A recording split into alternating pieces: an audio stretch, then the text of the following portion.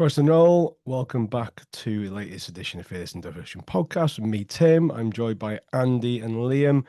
We are, as always, sponsored by the wonderful people at the Fat Boar in Wrexham. Please go and spend all your worldly money in their establishments. We're recording this approximately 15 minutes before the fourth round of the Carabao Cup, which obviously Wrexham are in, and we're all waiting with bated breath to figure out who we're going to get. So, if all goes to plan, you're going to see our It all live. goes to If plan. it, When yeah, has it ever gone to it plan on this never goes to. podcast, That's mate? the bit. If you're going to see us make us look complete tits out of ourselves, whilst the draw is live, you're going to see our reactions either when we pull out Wickham or Grimsby, or when we hopefully pull out my choice Newcastle, Andy's choice Wolves, or Liam's choice Liverpool. And Reese, who is not here, his choice was, I think, Swansea by proxy. We took his vote while he was working. So until we get to that point, we have a few more people to come on. We've got a Derby County podcast to tell us all about this weekend's game. But before that, we're going to reflect on yesterday's game, third round of the Carabao Cup. We defeated Reading 2-0, thanks to Nathan Broadhead's first goals for us. Liam, you were there, I assume?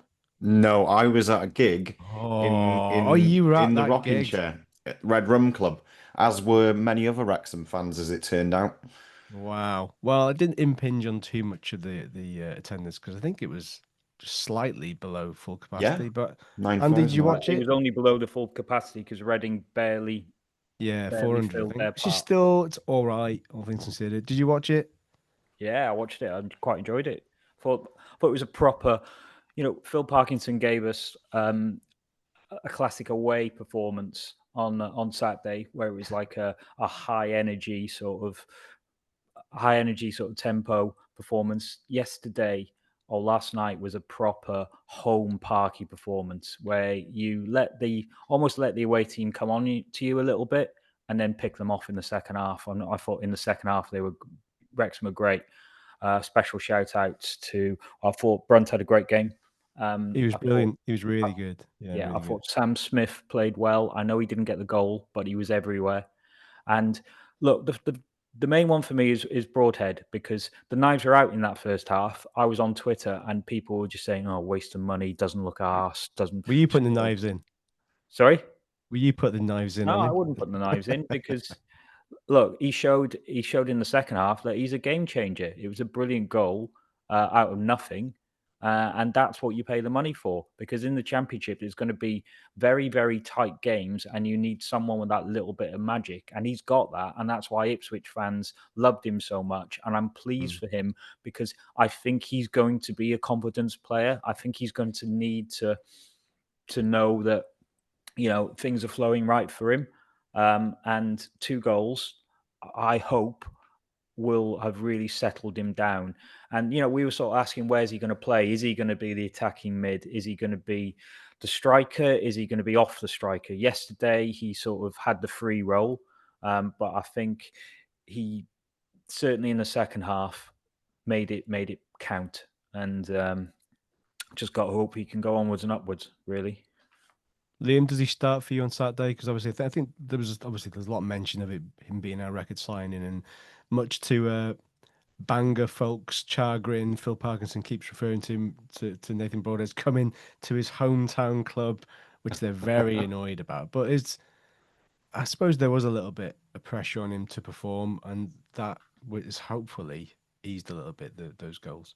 Yeah, I mean the sort of pressure on him is twofold. I mean, as you said, no, he's not born in Wrexham, but he did come up through the club's academy. And I always think when we've got players that come up like that, yeah, you've got the one of our own thing, but actually there's also quite a lot of pressure on their back to produce that. Plus, you add on the fact of the transfer fee, which Sean Harvey confirmed to us last week is a record club transfer fee, and that just puts a massive target on your back.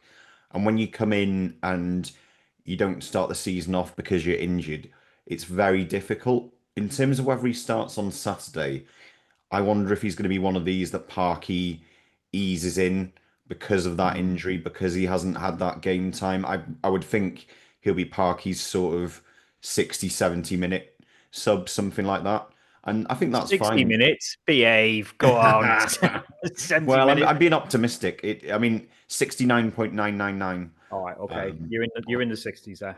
Yeah, but it's yeah. I think the lineup that we had last week, let's stick to that. Ideally, that worked well. Even Doyle. Brunt's really made his claim in this last few weeks. The way he sort of helped things get forward against Norwich. Paul dragged us out a bit, got Longman further up the pitch. The way he jumped and headed the ball when we really needed him to most against Norwich. I think he's really made his case. So yeah, he's got a good shout to start on. I mean, which surprises me because for me, I thought Doyle was going to be one who would hit Doesn't the look ground fit, mate. running. He doesn't look fit. Yeah, yeah. So I mean, like I say, we got so many new players, different stages of fitness. If anything, it's good that we've got a player who, we've had for not a while, about one season now, haven't we, with Doyle? Sorry, with Brunt. Right. But it's good that they're actually stepping up when they've got competition for their place. So yeah, I'd have Broadhead on as your sort of second half impact sub, but the fact he's got off the mark has surely got to be good for his confidence. We've touched on Brunt, we've touched on Broadhead. Two of the Bs I want to look at. Callum Burton and Ryan Barnett. Ryan Barnett, 100th appearance for Wrexham. I thought he was as good as he's ever been. I just thought he's just quality. Seems to have developed his upper body strength as well. Like when players finally got near him, he was just holding him off. I think before, if anything, you could probably accuse him of being lightweight, but what is a modern winger these days? Is in a half and half kind of you still need that speed, but you need to have that kind of strength as well. And I thought he was tremendous. And I thought Burton in goal. I pretty flawless game. Didn't have to do a great deal, but I don't know. I mean, there's a very very small minority of people saying, "Well, I think he deserves to start ahead of Arthur." I don't think we. I think we're all in unison. That's not going to be the case, and probably is deservedly so. Arthur keeps his spot, but decent enough to give Parky food for thought. Like I'm going to be reliable when called upon, similar to like what Mark Howard was, I guess, in that respect. Yeah. Yeah, Yeah. I thought Burton didn't have a lot to do. I think Reading were decent in the first half, but fell away in the second. Everything that Burton did, he did well. Barnett, I think it's good to have proper competition there. I think that has to up his game a little. And the thing is with Barnett, look, he's come from non-league. We didn't, some of us were sort of questioning, can he do it in League Two? Well, yeah, he can. Some of us are questioning, can he do it in League One? Well, for the first couple of months of the season, he was our best player. So he's adapting again to the Championship, and it will be a while for him, but he's only 26. He's just turned 26. There's a lot of potential still there to unlock. I think he'll be a good player for us for a number of seasons. And I think we've taken to him because he's a little bit of everything, isn't he? He's got the skill, he's got the work rate. And as you said yesterday, he was really getting stuck in. He was up against a 17-year-old in Garcia, who, by the way, looks a proper prospect. But he was getting the better out of him more than not. So well done, Ryan there. Big news of the day, Liam. The Cop. It's not going to yeah. be ready for the Euro 19 Championships, is it? Do you think there's going to be any penalties there? I don't think so. I mean, I'm not aware of any condition which basically means it has to be done by then or it'll have some impact on the funding. I mean, you could get a situation where there's a partially open stand, maybe, and it's opened in phases, but the fact that they're saying it's not going to be completed till, during the season probably tells you. So I think it's very carefully worded within the statement that the club's put out. It doesn't really set a target date, exact target date or any expectations regarding that. I mean, I think it is good news overall because you're going to see the site preparations. You're not suddenly going to see a lot of steel girders going up immediately overnight or that type of thing, but there will be site preparation work going on over the next month or so, and things are happening. I've shared that thing earlier in the week on Company's House about the charge going on to the stadium, which is nothing really to worry about. It's just basically the council making sure they've got a way of saying, right, we need a community benefit from this stand, and that's how they hold us to it. Which I think the main expectation is just holding regular events there. That's the community. That's one of the main community elements of it. So yeah, it's all good news. I mean, it does feel like every target date we set almost inevitably gets pushed back. But I think enough's happening now that we are seeing, green shoots and signs of progress. So yeah, fingers crossed. I'm sure the drone guy will keep us up to date on that. Let's just touch back on Carabao Cup because it's not long now before the draw is made. We will be speaking to a Derby podcaster shortly about. Yeah, he's in the waiting room. We'll bring him in a minute. But Andy, I just want to go back to Sunday, where I think you asked me how important is the Carabao Cup. Now we're through. Has that changed your outlook of it? Because I'll let you know. Let me run down the teams. So we've got Brighton, Okay. Cardiff, Fulham, Chelsea, Wycombe, Wolves, Liverpool, Man City, Newcastle, Spurs, Arsenal, Grimsby, Crystal Palace, Brentford, Swansea. Surely we are due a big tie. Surely. When's the last time we played a Premier League team? Was it Stoke? Yes. Probably, yeah. I mean, yeah. We're talking full first team, yeah. Yeah. Yeah, definitely. Yeah, I It's mean, got to they be Stoke. brought the big guns on to see that through, didn't they? And then before that, Brighton in the FA Cup. Brighton. I don't think Brighton were in the Premier League. I think they were a No, they championship. were. team You're back right, then. Weren't you're they? right. Yeah. I know you're right. No, championship. Just it felt like a Premier League ground, yeah. Anyway, Yeah. let's bring that to we'll come back to that shortly as and when it happens. But Andy, you have a guest in who happens to be wearing a Derby County hooded top. So there's no surprises who he supports. Andy, over to you. Hi, Chris. How are you? Who are your biggest rivals, by the way? Is it Leicester? No, it's Forest. Oh, is it? Okay. Yeah. I take it you can hear me all right, yeah? Yeah. Hear you fine, mate. Hear you fine. Oh, good. Just having a look at Derby's results. You're in the bottom three. How would you sort of sum up this start of the season under Eustace, who many think's a good manager at this level, but is there a little bit of pressure on him?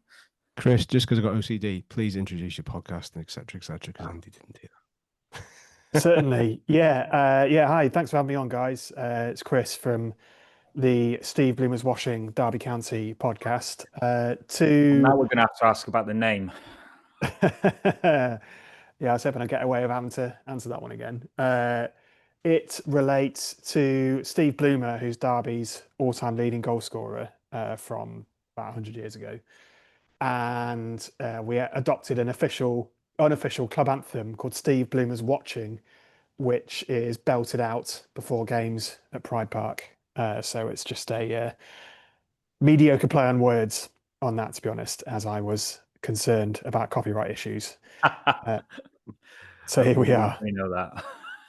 We know that well. That's why our newsletter is called Wrexham is the Game and not Wrexham is the Name, in case anyone has copyrighted that. I like it. Anyway, back to Eustace. Is he under a little bit of pressure? No, not yet. I mean, there's a very, very small minority who are getting a bit wound up when we lost to Preston last week. But he performed a minor miracle, really, in keeping us in the Championship last season when we looked dead and buried, essentially, in March, bottom of the league and 7 points adrift. But he came in from Blackburn, kept us up with a game to spare, I think, in the end. And the only issue around him now is that we have spent quite a lot of money in the summer, somewhere north of about 13 million, which is 30? what 13. Oh, okay, right. Okay. Yeah, not that much. Not Wrexham money. I think what we have spent is competitive relative to the Championship, but for us, it is a lot of money by Derby County standards over the last few years, given our recent financial situation. So I think there's certainly an expectation for the players that he's brought in to do better, to produce better results. None of us want to be looking over our shoulder and in a relegation scrap again this year. So I think most of us are expecting somewhere around mid-table. So yeah, clearly with that in mind, results have got to improve and we've got to get our season going sooner rather than later. A few of the players you have brought in, we were heavily linked with. One is Owen Beck, who's a loanee from Liverpool. Bobby Clark, we were also linked with, the midfielder, and another midfielder, Lewis Travers. I think Travers was probably the one that was closest. We were closest to getting. How are those three started for you? Mixed, I'd say. Well, Beck hasn't actually played yet because he's been injured, but yeah, Travis has been probably the best of the bunch. Really like all action. He's sort of player in Eustace's mold. He's like in the ref's face all the time. He's like battling Housery style sort of defensive You can mid say who likes shit, to. mate. It's fine. Okay. I wasn't sure. Who likes to throw himself about and sort of lead by example and take games by the scruff of the neck. So he's been great. Eustace immediately made him captain. And Bobby Clark has been okay. He's clearly got agility. He's clearly quite skillful, but he's quite lightweight and scored in the cup away at Burnley, but hasn't quite imposed himself on games in the way that we'd hope he would otherwise. So yeah, promising signs, but yeah, certainly we're expecting more. And what sort of formation is he playing? When I looked at it last time, it was a three at the back. Yeah, he chops and changes really. I think his preferred formation is like a 4-2-3-1, but we've gone three at the back through necessity really because we don't quite have the wide players or the wing backs. The wide players or traditional wingers to pull off like a 4-3-3. So I'd imagine he tends to prefer three at the back away just to try and be a bit more solid and give a defensive base. So I imagine that's what we'll go with at your place at the weekend. So yeah, it'll be like three and then Travis and Ibu Adams as like a double defensive pivot. And then he'll probably go with Carlton Morris leading the line up top with Ben Brereton Diaz on one side and Bobby Clark on the other side. Just realised Caden Jackson plays for you. He does indeed. Yeah, yeah. I think, did we talk about him last time, Tim? Or did you mention him? I think you may have Maybe I done. can't remember. Is he involved? Is he in and around the squad? Obviously, former Wrexham player. We're going. Wow, Gary Mills era. Andy Liam probably is good while back now. We got him from Oxford City, I seem to remember, and didn't play him for the first couple of months, and then he came on, and we thought, bloody hell, this fella's quick. And then all of a sudden, his rise was pretty dramatic after that. Didn't he win some sort of No. weird scholarship through EA Sports I to don't go to know. Swindon or something like that? I don't know what the deal was, but anyway, sorry. He's a bench warmer through and through for us, really. Like proper, he's very much a League One player. He did okay last season in sort of chipping in with a handful of semi-important goals, but yeah, he hasn't quite got enough about him to be a constant threat and a starter at Championship level, I don't think so. And we have brought in better players since. So yeah, he's still here, but yeah, there's no way he's starting these days. Andy Liam, guess his age. I think he's early 30s, 32. 31. Correct. Oh. I give What it a great away. game. Did you know his full name is Caden Pastel Dunn Jackson? Pastel. Wow. Fuck me. Yeah. That is wild. Anyway, I bet he's not drinking pints of Guinness at Derby County anyway, unlike when he was no here. pickled eggs and all that sort Playing of stuff. Skittles. Yeah, wild times. Wild times. Got 50 appearances for Derby. Anyway, that's enough obscure former Wrexham player knowledge on that. Andy, I'll throw it back over to you. You were in full throw then, sorry. I'm just one player I've seen mentioned quite a lot for Derby as a sort of sign of hope is it Patrick Agyemang? Am I pronouncing that correctly? Probably not, but then I don't know how to pronounce it either. So, well, we all say Agyemang because I'm guessing you guys also remember the other Patrick Agyemang who played for, I want to say Wimbledon. Yeah, he did. Yeah. At the turn of the century. But I think the man himself pronounces it Agyemon. Yeah, I don't know, basically. But yeah, he is our sort of joker in the pack, really. I mean, him and Carlton Morris are our two main strikers, and there couldn't really be more different in terms of background. Like Carlton Morris really knows his way round the divisions. Been through it with Luton, played in the Premier League, getting towards 30. But Ajimang is 24, 6'5". He's come over from the MLS. Paid a lot of money for him, best part of 6 million.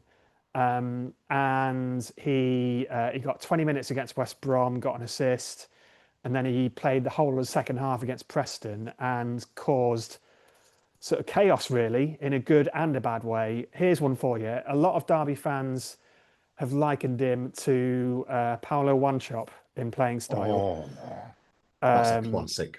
Which is a blast from the past, in the sense of being quite bandy, quite rangy, a bit unpredictable, but looks like a world beater 1 minute, but looks like a pub player the next minute, So jury's out, but he's fun to watch. I'm excited to see him get more minutes. Yeah. What's the sort of mood like in the camp at the minute then? You said most fans are relative. Do you think they're relatively relaxed about the start to the season? Is it only really a minority that are panicking? Yeah, I think it's the same with us as it is for a lot of clubs. Like, the start hasn't been great, but we've played 6 games and we've already played 5 of the current top 7, which I know doesn't mean a huge amount after half a dozen games, but we've played all the pace setters really. And, we got smashed by Coventry at home, lost to Stoke, but also beat West Brom away, which I think was a sign of the fact that we are competitive. We did have Preston down as a game where we should have got more. So that was probably the biggest disappointment of the season, apart from shipping 5 to Coventry at home. So yeah, I'm not too concerned at this point. I think we are looking to get something at Wrexham. I would say that, like, if we lose, it would be very, very disappointing, just by virtue of the fact that you guys do seem to ship a few goals at home. Yeah. So I think there are goals there for us at the weekend.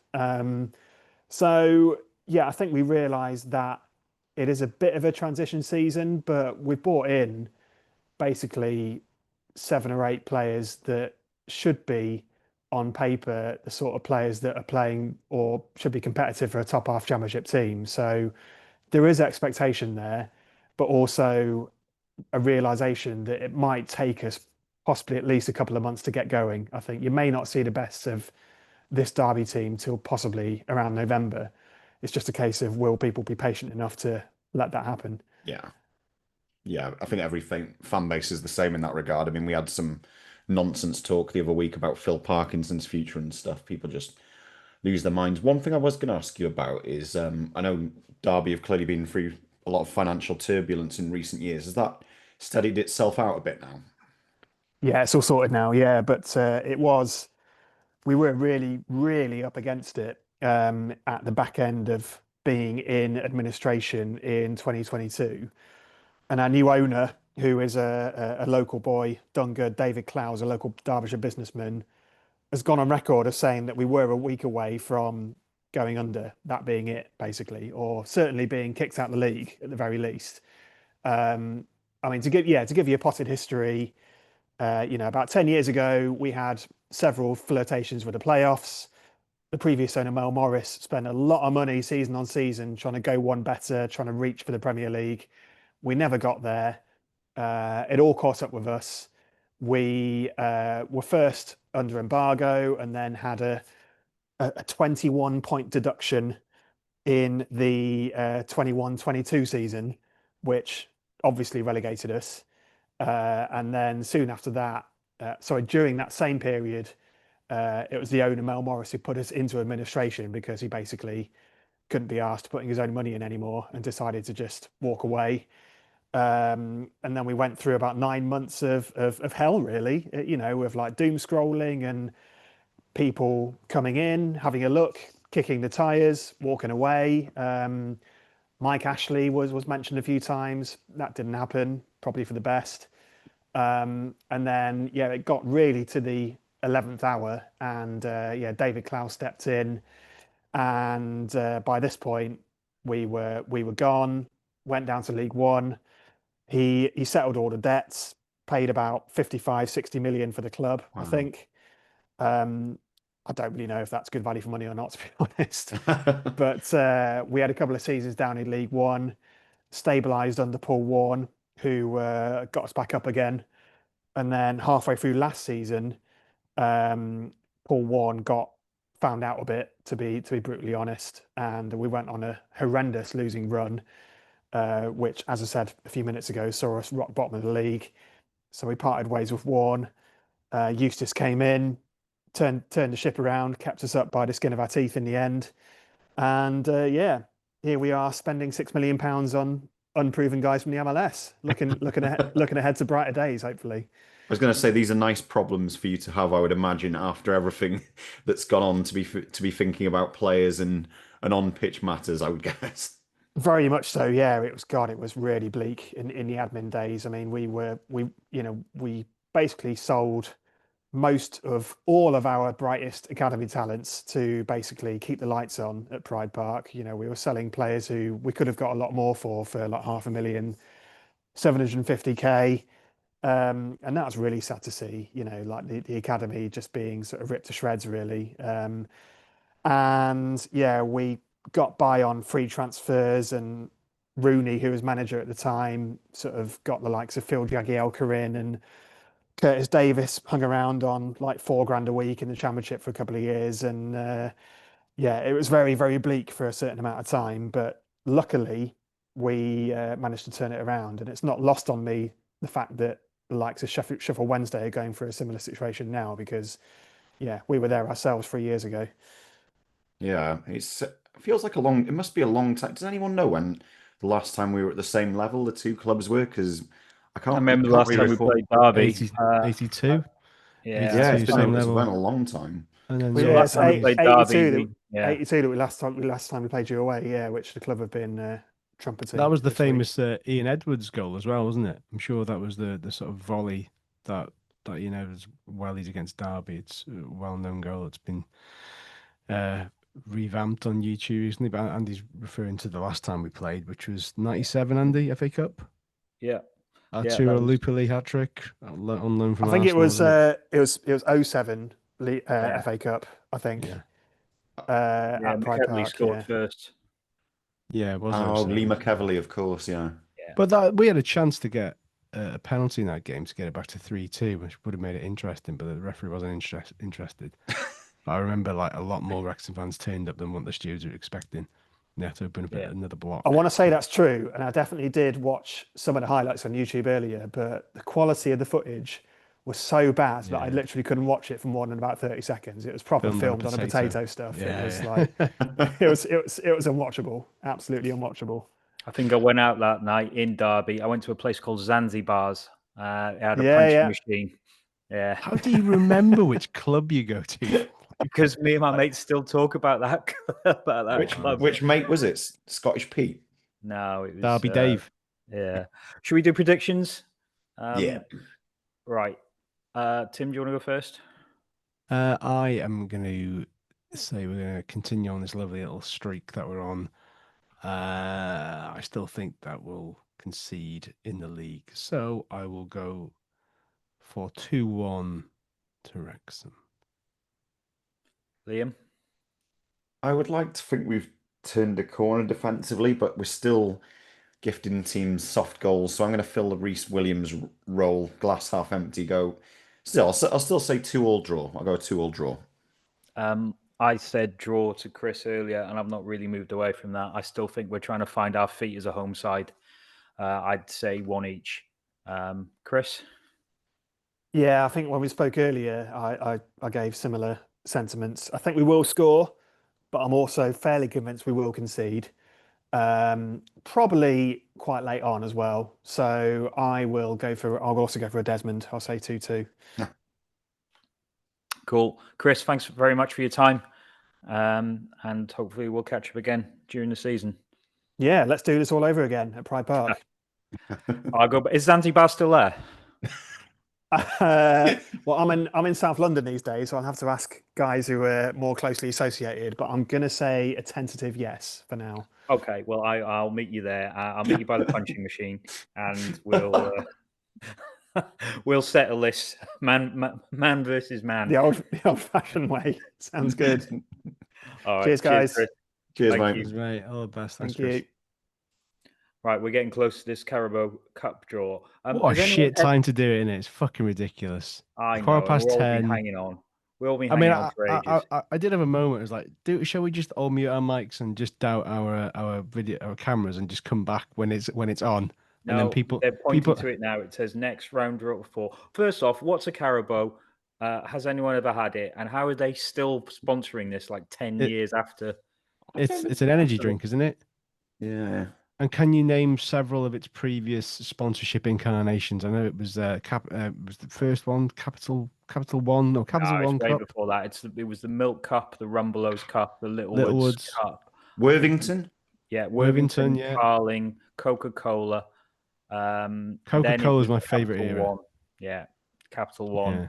I always think of the Carling because I think that's when we played Everton with Rooney and their team, and possibly when we got thumped by Villa. So that's the era I remember most. The Coca-Cola Cup badges on the sleeves are pretty good as well, to be fair. And I'm sure we beat Sheffield Wednesday in the Coca-Cola Cup like 4-1. And Sam Williams, who's now like a ripped personal trainer in Dubai, Yeah. he was about 5 stone piss wet through at the time. So This is going to sound stupid, but I didn't realise that we're now, effectively in the last 16. It's already at that stage. That's bonkers. Yeah, it's because the Premier League clubs enter it at different stages. So the draw's already sort of gone down before they come in, if you know what I mean. Yeah, I know. It's just quite crazy when you think about it. That you could get, depending on the draw we get, you could potentially get. I mean, Parky's been to the final before, hasn't he? With yeah, Bradford? he got there with Bradford and they lost 5-0 to Swansea. Because I was looking at Bradford's cup run last year. That year, that it was 2013 that they reached the final, and beat. I think off the top of my head now, they beat Aston Villa, they beat Arsenal, they scraped through against Burton Albion. So it's quite a hit and miss run, as you kind of expect, I suppose. For Bradford, they were League One at the time, I want to say. No, I think they were League Two, and they got absolutely humped by Swansea in the final 5-0. Walloped. Yeah. But I don't know. I mean, I it's one of those in my head. Unless you're like a football superpower, you get one good run in one of the cups as opposed to both. I think this. Look, if we do well in this one, I'm not expecting us to do similar in the FA Cup, even though that's traditionally where we do better. We're in at the third round draw this time, isn't it? So that's we're January, isn't it? Yeah, January. the shoe is very much on the other foot. Instead of us clambering round fourth qualifying round to get to the first round, and then seeing, because you always like traditionally when you're a low league team, you always aim for a third round, and now we're in it just naturally first attempt. Yeah. You go in by default because you're one of the bigger fishes. That's just a bit mad. Right, But you I just think this know. draw is coming on. So are we Is it? synced up for this? Mi- I'm currently mine on a said- Grosvenor Casinos advert. Mine says live stream will start soon. I'm on you. Yeah, I've got the YouTube up.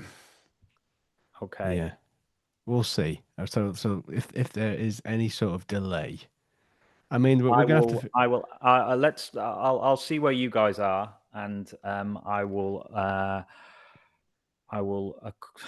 adjust accordingly because I might be a little bit ahead of you. But I mean, for all those like people surprise.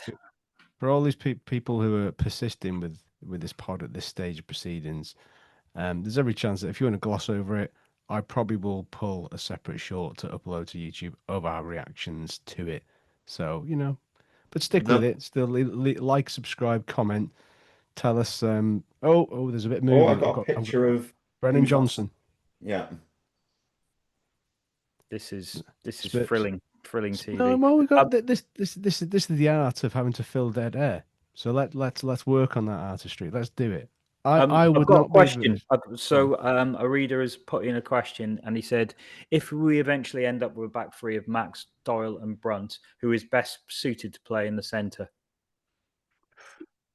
So Max, Doyle, and Brunt. Ooh. Yeah, is that the long term sort of plan? Probably is. Well, no, it's an interesting one, isn't it? Because I mean, how old's Hyam?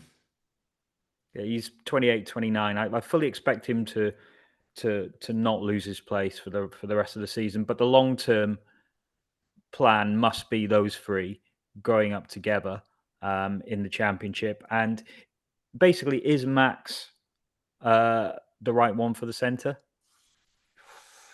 It's a curious one because I always feel it's like your steady Eddie fills that role, if you know what I mean. Yeah, like we had Tozer there previously. He was a good passer though, wasn't he? And so's Max. No, he was. Yeah, I'm not saying like he was a plodder or anything like that, but your player who is able to head it away quite well, get the ball out. Whereas I quite like Max on that right side of the back three. So Is that because he's quite good attacking wise and he can Yeah. join in with Yeah, I think he a bit like how Brunt did on that left-hand side on Saturday. I think Max does that on the right, as in enabling the wing backs to get out.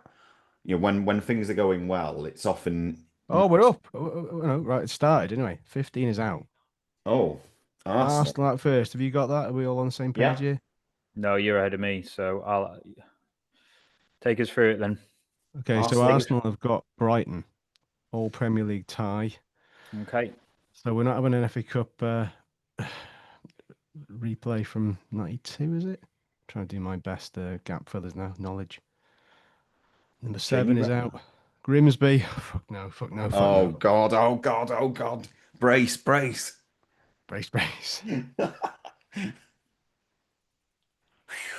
Oh, thank God for that. Who is it? Brentford. Good draw for Grimsby. Sean Pearson and Dave Artell's Blads. Oh, Who'd they get? Brentford. Hart's going like the clappers here. Swansea. Oh Swansea. no. Reece will be delighted if this comes out. Oh.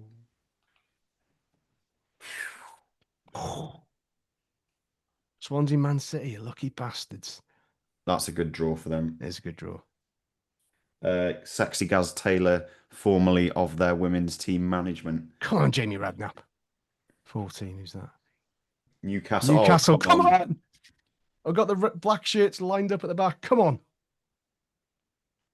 Versus. Oh, fucking hell. Oh. Spurs, Newcastle Spurs, both fan bases are screaming at the top of that shit. I would have wanted one of those teams, so that's a bit of a pain in the ass. Come on, Wolves. Oh, Wrexham! Come on, here we go. Come on. Come on. Liverpool. Is it? Cardiff! Oh, no! Oh, Jesus you beat Cardiff. Cardiff City. What an anticlimax. Parky was going on before about the law of averages and like, it's going to jibbed out. They jibbed out of meeting us in the Championship because they decided they were so shit they get relegated to League One, and now we've got them. Wrexham, Cardiff, Red Dragons versus We're Bluebirds. never going to play a Premier League team ever. Even in the Premier League, we'll end up playing the Championship. All Police Leave is cancelled. That will be televised. Andy, thoughts? Look, I'm a little disappointed because I did really want a Premier League team. But it's a home draw. It's a winnable home draw. I think he'll go rather strong on it because it does open up the back end of the draw. And I think it could be worse. It's home. Look, it's home. When's the last time we played Cardiff? 2003, was it? It's a long time ago. I want to say 2003, and it was a bit Larry. What is the date it's a for worse this next draw for round? Cardiff than it is for us. What's the date for the next round? What do we know what the date is for it? Because this is going to make international break a whole kind of new interesting. Well, it definitely will be it won't be in the international break because. Yeah, no, I just want to know if it's before or after it because, obviously, I got a lot of Cardiff friends who have now. Liam, how do you frenemies. feel? You slightly deflated? Yeah, because my main problem with this is that I think of all the fan bases, Cardiff have been the biggest moaners about the fact that Wrexham have gone above them. I was quite enjoying the fact that we were out of reach for them and they were, just sort of left to moaning on social media. Now I'm just worried because they're doing quite well under Barry Bannon. I think it is a potential banana skin. And also Barry, I think his name's not Barry Bannon. Yeah. I'm not playing Barry Bannon again. Barry Murphy, who was in the Sheffield Wednesday team that Wrexham pumped 3-2 at Hillsborough many moons ago, and they did get walloped by Bradford the other day, who consequently got walloped by Newcastle tonight. But can I keep the bad news coming? Because Chris has just texted me. Zanzibar's closed in 2012. This podcast is over for me. Christ, life shits on you from I've great turned heights. off the draw. What's the rest of them? Whoever's still got it on. No, I'm not We bothered. lost interest. You know what? I'm excited by it because the atmosphere for that will be class. It will be a class atmosphere. I hope they don't mess around with the kickoff time. They're probably going to mess around with the day, but I hope they don't mess around with the kickoff time. But that is going to be bouncing. It's going to be bouncing. We're at home. We have this. This is the first stab to lay claim to this again. Right? Number one team in Wales. Okay, let's get Let's excited. stick it to them. Stick it to them. Take out Cornwall. First 5 minutes. Game's as good as one for Wrexham. Cool. Right. Not in an injury way. Just take him out. Give him a reducer. Oh, I thought you would take him to Frankie and Benny's and buy him a nice meal, and then he'd be too full. Good player. Good player. Right. I think that's a good place to leave it. I think What date is the fixture? Do we know? Liverpool, Palace, Wolves, Chelsea, Wycombe, Fulham, Wrexham, Cardiff, Newcastle, Spurs, Swansea, Man City, Grimsby, Brentford, Arsenal, Brighton. As a recap right there. Fixture to be played week commencing October the 27th. Right. Which all police leave is cancelled. So that's I mean, we play Middlesbrough away on the 25th. So yeah, I imagine it's going to be the Monday, Tuesday, 27th, 28th. And then we play on the Friday against Coventry. Does that change that? Yeah, I think it's going to have to be a Tuesday, really, isn't it? Yeah. Well, yeah, 100% be the 28th by the looks of it. So sandwiching the Middlesbrough away game and the Coventry home game on Halloween. Wowzers. You know what? It could have been a lot worse and it could have been a lot better. Yeah. Silence says it all. That says Andy as he looks like he wants to die. No, it's fine. It's fine. It's fine. I'll You're see right. you all there. I'll bring the Stanley knives. You can bring the sack with doorknobs in it. My dad just texting bloody Cardiff. Right. Okay, guys. Right. On that bombshell, I think we shall leave this until next time. Up the Reds, down with the Bluebirds. Come on, get in there. Up the North Wales.